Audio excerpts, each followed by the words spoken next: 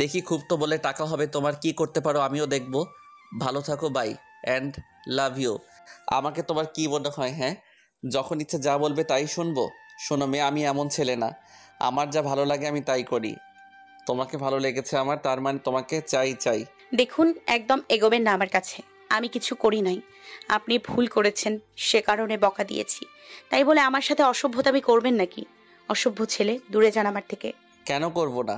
সামান্য কোমর দেখেছি এর জন্য এত অপমান করছো আমাকে? আর আমি এমনি এমনি ছেড়ে দিব নাকি? তখন কি বললে? তোমাকে একা রুমে পেয়েও কিছু করতে পারবো না, তাই না? দেখো কি কি করতে পারি আমি। রাহুল কথাটা বলে হুমায়রার ওড়নার টান দিয়ে খুলে সেটা নিজের কোমরে বেঁধে নেয়। হুমায়রা দু হাতে বুক আড়াল করে রাহুলের দিকে রক্তচক্ষুতে তাকায়। রাহুল তাতে মুচকি হাসে। হুমায়রা রাগের মাথায় ধমক দিয়ে বলে, ভালোই ভালোই আমার ওড়না দিন বলছি, নয়তো পুলিশকে ফোন করব। আমার সাথে অসভ্যতামি করার ফল ভালো হবে না বলে দিচ্ছি। ছাড়ুন আমাকে, একদম ছোবেন না আমাকে, ছাড়ুন, নয়তো ভালো হবে না কিন্তু। ছোবো না মানে? এত ভালো সুযোগ হাতছাড়া করবো নাকি? শোনো মেয়ে, সুযোগ বারবার আসে না। আজ যখন সুযোগ পেয়েছি তখন তোমাকে নিজের করেই ছাড়বো। সুযোগের সৎ ব্যবহার করতে হয়। দেখুন, আমি কিন্তু চিৎকার দিয়ে মানুষ জড়ো করব। আমাকে ছেড়ে দিন, নয়তো দেখছেন আমার হাতে চাকু আছে, সেটা আপনার পেটের মধ্যে ঢুকিয়ে দিব। নিজের ভালো চাইলে আমার হাত ছাড়ুন।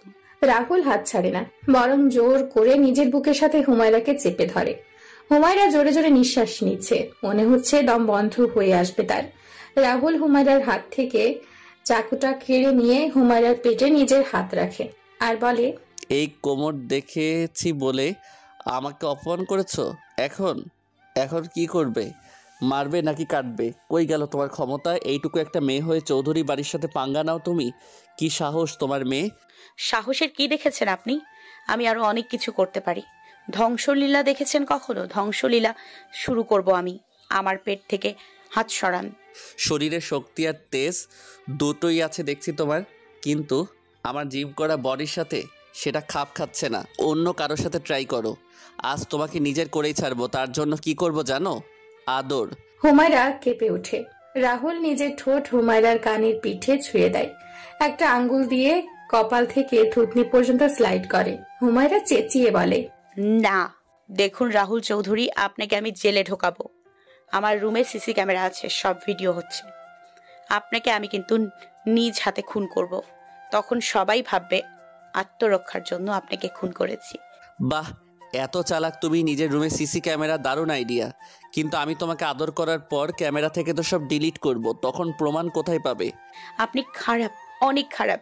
চৌধুরী বাড়ির সবাই খারাপ, কেউ ভালো না, কেউ না। ভালোর রেকর্ড ভেঙে দিলেন আপনি। ভেবেছিলাম কেউ একজন ভালো হবে, কিন্তু না, কেউ ভালো না, সবাই খারাপ, সবাই। হুমায়রা কান্না করতে করতে কথাটা বলে। রাহুল চৌধুরীর সেসব তোয়াক্কা না করে হুমায়রা ঠোঁটের দিকে এগিয়ে যায়। হুমায়রা চিৎকার দিয়ে ধরফর করে ঘুম থেকে জেগে ওঠে। জোরে জোরে শ্বাস নিতে থাকে। এটা স্বপ্ন? না না, এটা হচ্ছে ভয়ঙ্কর স্বপ্ন, ভয়ঙ্কর। আর তার পাশেই তার ফোনটা অনবরত বেজে যাচ্ছে। ফোন বাজার জন্য হয়তো হুমায়রার ঘুমটা ভেঙে যায়। হুমায়রা মনে মনে খুশি হয়, নয়তো স্বপ্নে হয়তো ছেলেটা তার ইজ্জত নিয়ে টানাটানি করত। হুমায়রা জগ মুখে লাগিয়ে ঢকঢক করে পানি খেয়ে কলটা রিসিভ করে। রিসিভ হওয়ার সাথে সাথে সিনহা চেঁচিয়ে বলে, ওই ভাইয়া, ফোন রিসিভ করিস না কেন?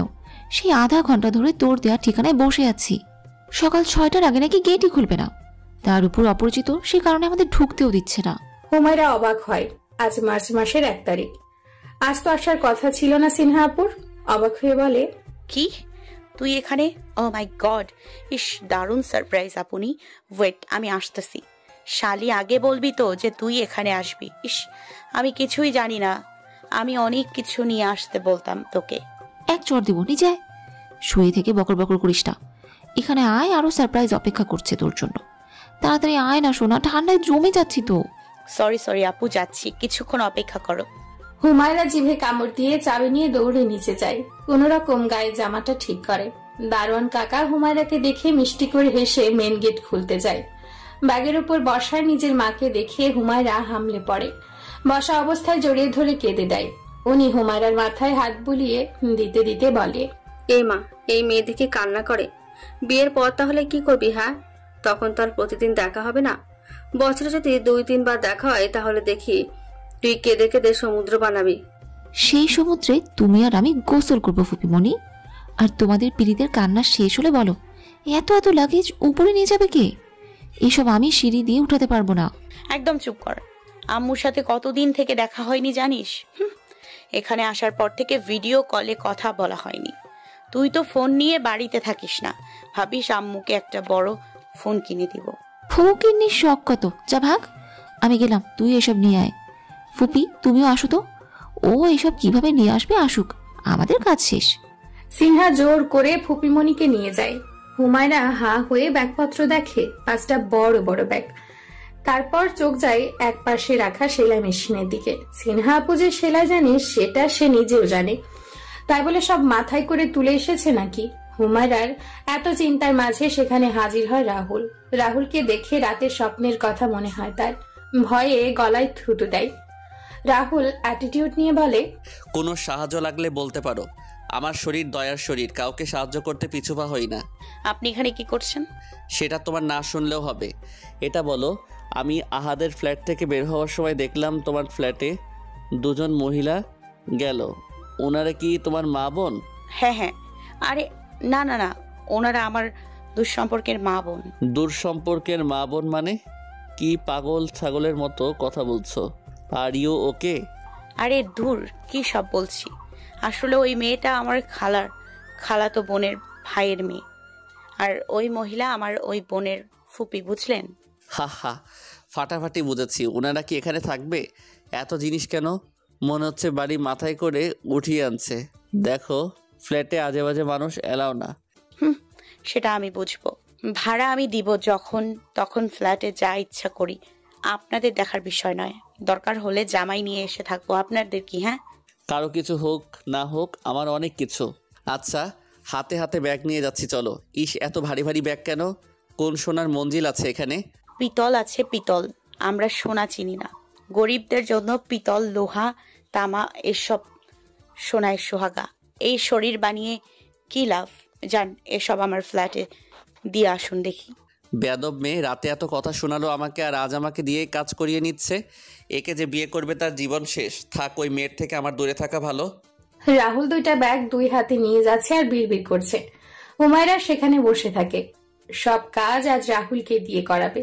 তার মাথায় একটা দারুণ বুদ্ধি এসেছে, সেটা করবে আজ। আধা ঘন্টার মাঝে সবকিছু উপরে ওঠানো হয়। রাহুল হাঁপিয়ে গেছে। এই ঠান্ডার মাঝে ঘেমে একাকার হয়েছে। এমন সময় হুমায়রা 200 টাকা রাহুলের হাতে ধরিয়ে দেয়। রাহুল সহ সিনহা ও হুমায়রার মা চমকে ওঠে। রাহুল ভ্রুকুচকে তাকালে হুমায়রা বলে, ধন্যবাদ আপনাকে, এটা আপনার পাওনা। এত কষ্ট করে আমার জিনিস উপরে এনে দেওয়ার জন্য এটা আপনাকে দিলাম। কাজ করে দিয়েছেন, টাকা দিব না, এটা কি হয়? নিন, রাখুন আপনার কাছে। হুমায়রা, এসব কি মা? ছেলেটা কষ্ট করে এসব এনে দিল, আর তুই টাকা দিয়ে অপমান করছিস? বাবা, তুমি কিছু মনে করো না, মেয়েটা একটু এমনই। হুমায়রা মায়ের কথায় মুখ বাঁকায়। সিনহা রাহুলের রাগে মুখের দিকে তাকিয়ে বলে, না ফুপি, ঠিকই করেছে হুমু। হয়তো ছেলেটা এসব কাজ করে সে কারণে টাকা দিয়েছে, নয়তো হুমায়রা কাউকে টাকা দিয়ে অপমান করবে? কেন করবে? টাকা দিয়ে বুঝি কাউকে অপমান করা যায়? ভাইয়া কম হলে বলেন, আরো 100 টাকা দিচ্ছি। সিনহা কথাটা বলে অন্যদিক ফিরে মুখ চেপে হাসে। হুমায়রা ঠোঁট কামড়ে চুপচাপ দাঁড়িয়ে থাকে। রাহুল চোখ গরম করে তাকিয়ে থাকে। তার বলতে ইচ্ছে করছে, আমি কাজের লোক না, আমি এমপির ভাতিজা, বিজনেসম্যান আবির চৌধুরীর একমাত্র পুত্র। আর আমাকে আপনারা কাজের টাকা দিচ্ছেন? ছি, 200 টাকা দিয়ে তো আমার একদিন চলে না। কিন্তু না বলল না। তাহলে তার সামনে দাঁড়ানো বিছুটি পাতা মেয়েটা বলবে, টাকার বড়াই দেখাচ্ছেন, ক্ষমতার বড়াই দেখাচ্ছেন মিস্টার চৌধুরী। এই ক্ষমতা থাকবে না। কয়েকদিন পর আমি সব শেষ করে দিব। নতুন কিছু বলুন, এসব শুনেছি অনেক। রাহুল সবকিছু ভেবে অনেক কষ্টে মুখে হাসি ফুটিয়ে বলে, ধন্যবাদ ম্যাম। এই প্রথম এত কষ্টের কামাই করলাম, তাও এই শহরে 200 টাকা কম না। এটা দিয়ে আমি 2 বছর চালিয়ে নিতে পারবো। আসি, ভালো থাকবেন। রাহুল টাকাটা মানিব্যাগে ঢুকিয়ে নেয়। তখন সেখানে দেখা মিলে 1000 টাকার বেশ কয়েকটা নোট। রাহুল চলে যেতেই নাদিয়া মেয়ের কান টেনে ধরে বলে, বেয়াদব মেয়ে, ছেলেটাকে এভাবে অপমান না করলে তোর হতো না? আমরা আছি, আমাদের সামনে এসব করতে একবারও ভাবলি না? আচ্ছা, ছেলেটা রাহুল ছিল না? হ্যাঁ হ্যাঁ, ওইটা চৌধুরী বাড়ির বড় পুত্রের একমাত্র পুত্র। তাতে আমার কি?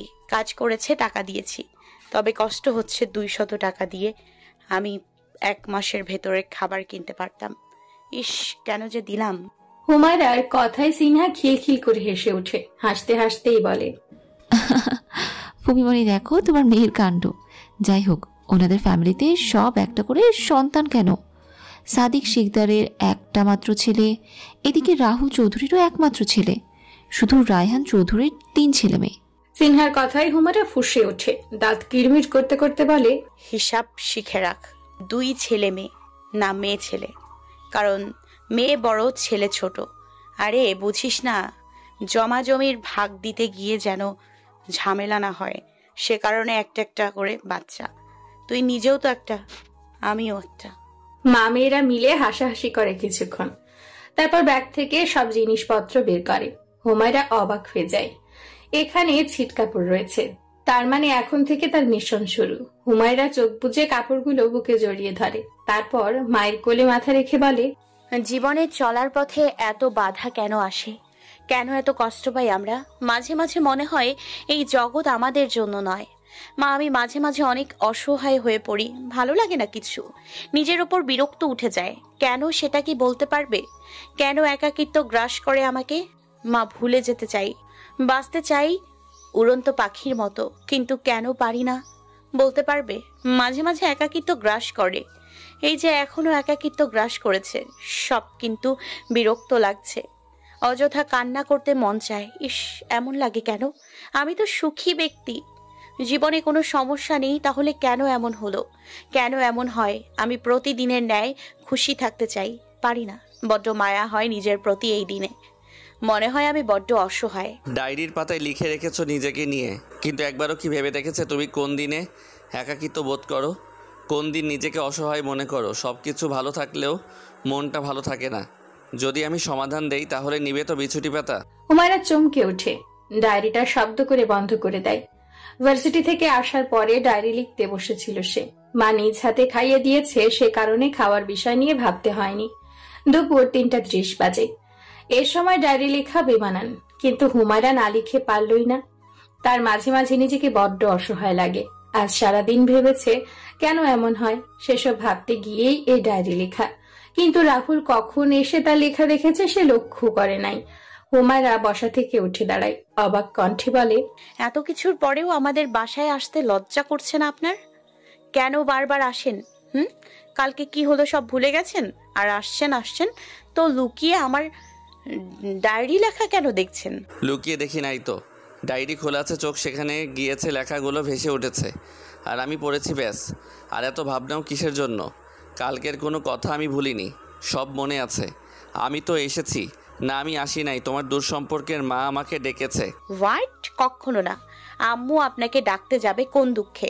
আমাকে পাগল মনে হয়? কিসের ছল দিয়ে বাসায় ঢুকেছেন সেটা বলুন। অচেনা লোককে আম্মু বাসায় ঢুকতে দিল কেন? অচেনা একদম বলবেন না। কত বছরে চেনা তুমি? আন্টি নিজেই আমাকে ডেকেছে। আমি তোমার পাশের ফ্ল্যাটে, মানে আহাদের বাসায় এসেছি ইনভাইট করতে, তখন আন্টি আমাকে দেখে ডাক দিল, নয়তো তোমার বাসায় আসতাম না। আম্মু কোথায় গেলে? হুমায়রার ডাক শুনে উনি তাড়াতাড়ি মেয়ের রুমে আসে। একপাশে রাহুলকে দেখে বুঝে নাই কি হয়েছে। উনি সিনহাকে খাবার নিয়ে আসতে বলে মেয়ের কাছে গিয়ে দাঁড়ায়। রাহুলকে বসতে বলে বলেন, এত রাগারাগি ভালো না। আমি রাহুলকে ডেকেছি, আমি চিনি না, কিন্তু তুই তো চিনিস। এমনি এমনি ডাকি নাই, বাড়িতে পুরুষ মানুষ নাই, রাহুলকে একটু দরকার ছিল। তো কি কাজ আমাকে বলতে, আমি করে দিতাম। বাইরের একটা ছেলে এসে তোমাকে কাজ করে দেবে, তাই না? আর হ্যাঁ, এই খাট কই থেকে আনলে? থাম, একা করে কথা বল। একসাথে এত কথা বলে উত্তর দেব কোনটার? তোর মামা টাকা দিয়েছে, সেটা দিয়ে খাট নিয়ে আসছি। একা একা কিভাবে সেট করব, সে কারণে রাহুলকে দেখে ডাক দিলাম। আজ থেকে পাশের রুমে তুই আর সিনহা থাকবি, আর এই রুমে সেলাই মেশিনে যাবতীয় সব থাকবে। ছি, অপরিচিত একজনের থেকে কাজ করে নিয়ে ভালো করো নাই তুমি। যে ছেলের বাড়িতে কাজের লোক আছে সেই ছেলে আমাদের বাড়িতে এসে কাজ করছে। হাস্যকর বিষয়। আম্মু প্লিজ আর এই ছেলেকে বাড়িতে আসতে দিও না। চুপ কর, আমি আর 2 দিন আছি, তারপর কি করবি করিস। রাহুল বাবা, তুমি এদিকে এসে বসো দেখি, হালকা খাবার বানিয়েছি, খেয়ে নাও। রাহুল এবার নড়ে চড়ে বসে। এতক্ষণ সে কিছু বলার জন্য উসখুস করছিল, কিন্তু সুযোগ পায়নি। রাহুল অবাক হয়ে বলে, হুমায়রা আপনার মেয়ে? ও তো সকালে আমাকে বলল আপনি দূর সম্পর্কের কোনো আত্মীয়, কিন্তু আপনাদের কথাবার্তা শুনে মনে হচ্ছে আপনারা মা মেয়ে। আমরা কে হই না হই সেটা আপনার না জানলেও চলবে। খাবার খেয়ে আমার মাকে উদ্ধার করুন।